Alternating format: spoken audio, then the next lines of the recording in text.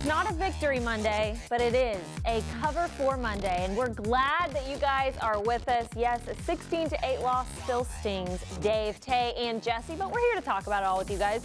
Voice your concerns, discuss them. We hear ya.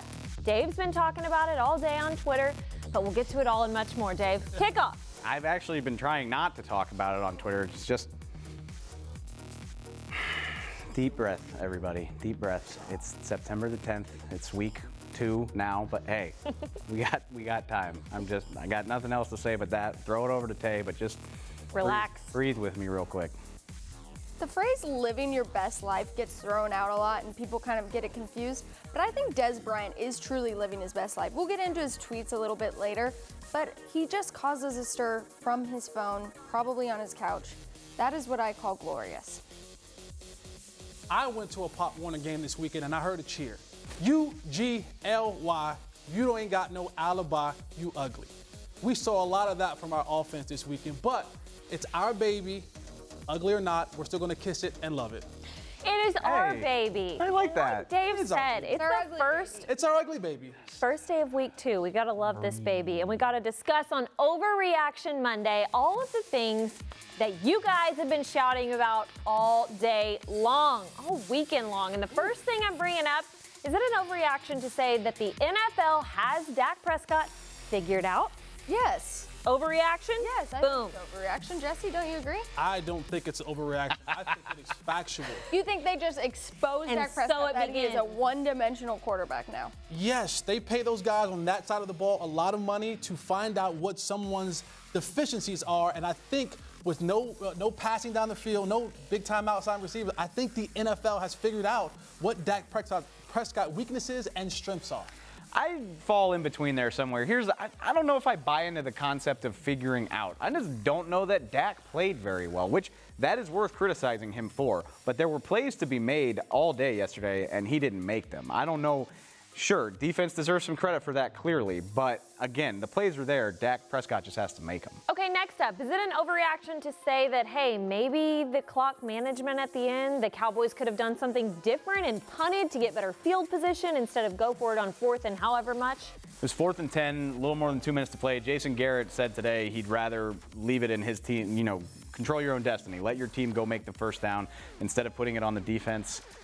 Hey, this year I'm putting it on the defense. Honestly, this year. So you think they should have played it differently? Yes, why not? I mean, let the defense you work. can pin Carolina and hope to get a big return. At the end of the day, I have a hard time getting worked up about this because by that point, it's over anyway. Listen, you watched the game. The defense was the part of the game that was efficient, was playing, was going after the quarterback. You want to sometimes say, hey, whatever side of the ball is playing the best, let's put it on them to win the game for us. The offense wasn't doing it. They should have punted it, put it in the defense's hand, and maybe they could have made a play. I don't disagree with you. Is it an overreaction to say that Sean Lee, has lost a step?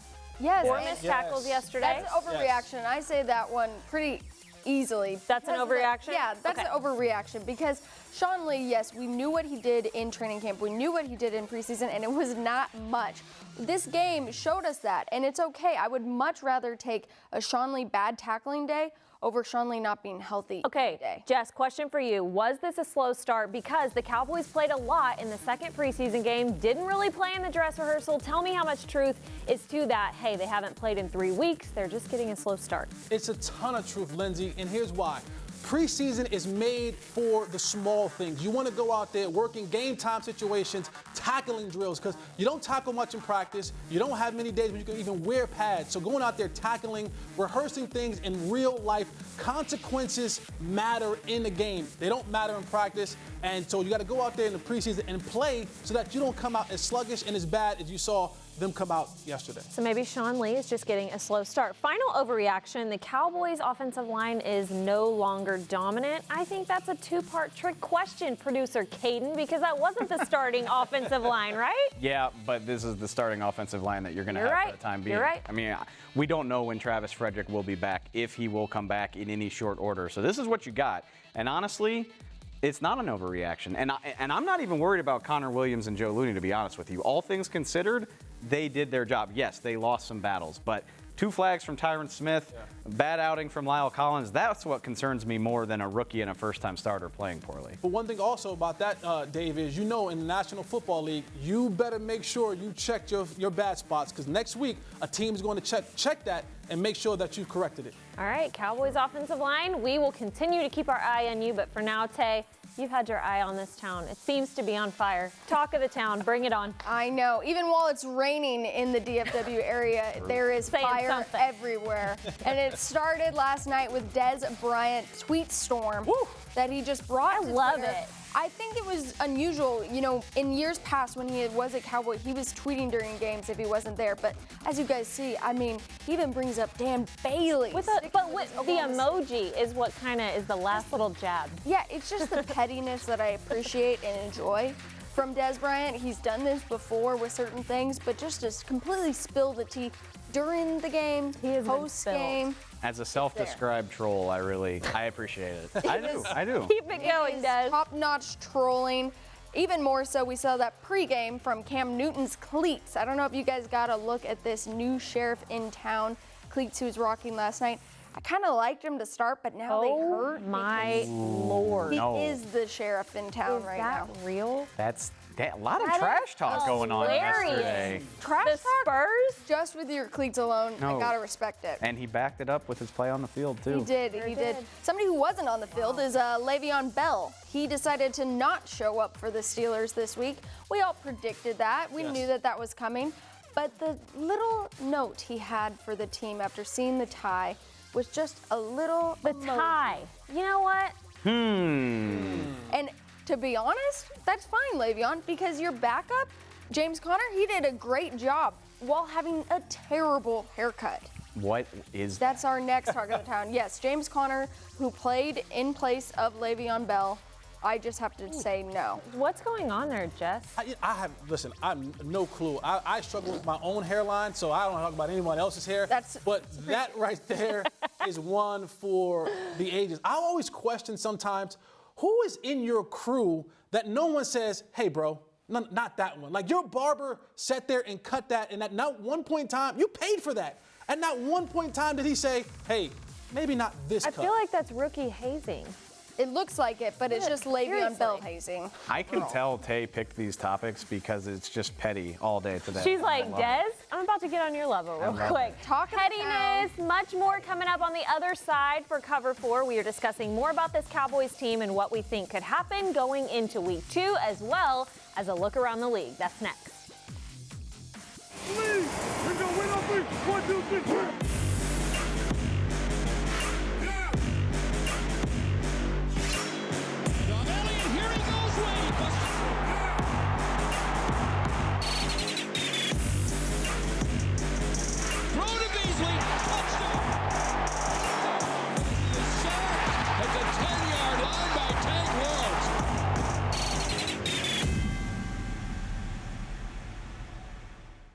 Hi everyone, I'm Taylor Stern inside the AT&T Media Center. Of course, yesterday was a hard day for DeMarcus Lawrence, but today he's giving back to kids with his Strikes for Kids. He's going to host a bowling event here in Frisco and give back to the community. Thanks so much for watching.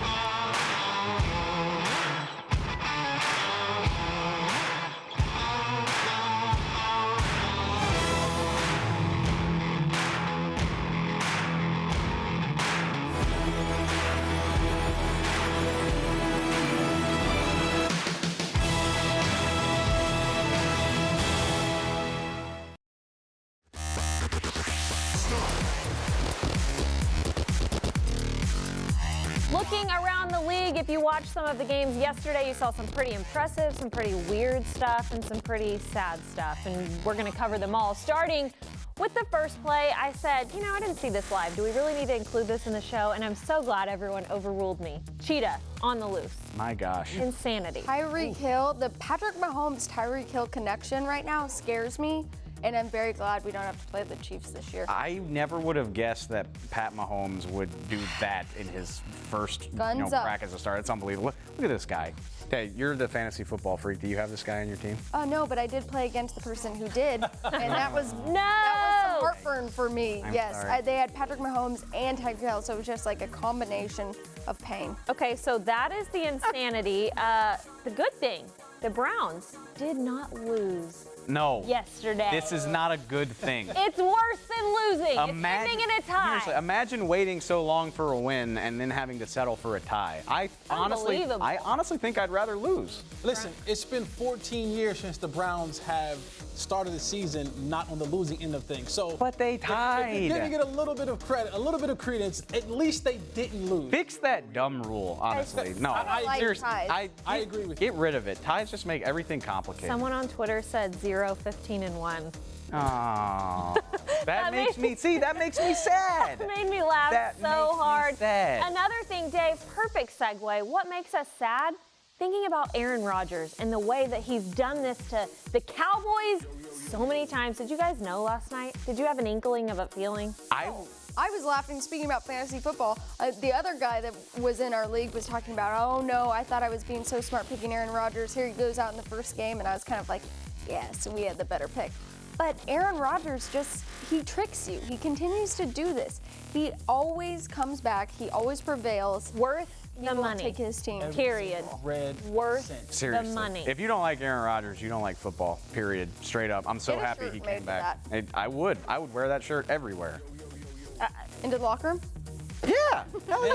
Man, They They would would agree. agree. They would would agree. agree. Man Crush Monday. Yes. Man Crush Monday. Man crush every day. Washington has a huge man crush on AD. He says he is back. He got the game ball. He raised it up and said, "This is for anyone who ever doubted me." He's back. Adrian Peterson, who we thought one time would have been a Dallas Cowboy. I don't know if he's back, but he is that once-in-a-lifetime type of athlete. Adrian Peterson, even though he's 33 years old, he still has a little bit left in the tank, and he showed it yesterday. He had 96 yards rushing and I think like 70 yards receiving. So I don't know how much he has left in the tank, but whatever he has, it's definitely high octane. All right. Sound off time. The moment you've been waiting for. The glass half What full. Got gives it. you hope for the Optimism. rest of the season? Something Dave is not good at. No, is I'm not. optimism. I'm really not. So give us some right now. You're on the spot. All right, it would be easy to just say the defense, but I mean, I'll just take the pass rush. Honestly, that's where I'm at right now. DeMarcus Lawrence, hey, keep doing that, buddy. You'll get all the money you want. I promise you. 7 sacks, 3 tackles for loss and a sack. Not to mention Taco Charlton played his best game as a pro. Malik Collins gets a sack. These guys are going to give you. Daniel Ross got a strip. You're absolutely right. These guys are going to give you a chance. You especially, just taking it forward 1 week. The New York Giants have a terrible offensive line. These guys should give you a chance in a lot of games that you play. It was encouraging to see. What gives you hope, guys? Oh, well, what gives me hope is that you have no choice but to go up. This team has to get better. They'll go back to the drawing board. You know, guys like Sean Lee and Tyron Smith, they'll be focused this week. They'll get the troops rallied up, and they'll come back next week, especially offensively. Dak and Zeke and Tyron, they'll get those guys ready to go, and they have nowhere to go but up from here.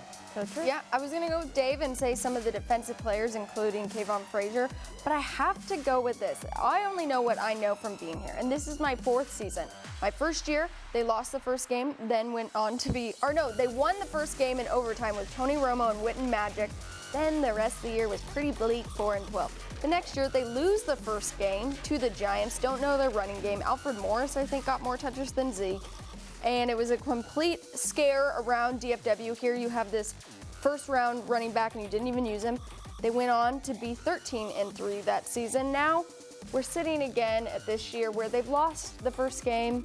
I think they'll rebound. So you're saying the inverse effect. The inverse effect. I hear you. Believing in the negative to get to Hey, the positive. You weren't here Love yet, it. but 2014, they played a terrible game against the San Francisco 49ers, won And the then division boop, that year. Yeah, wasn't there more red in the stadium than It blue? was atrocious. We are out of time. Sending it down to Jesse for OT. Well, the game is over. We look forward to next week. We're back home. Welcome back home, Cowboys. So I know the fans will be out there like they were in Carolina. We play the Giants. This will be a huge game for us, and I am more than confident that this team will rebound and play significantly better at home this week against the Giants.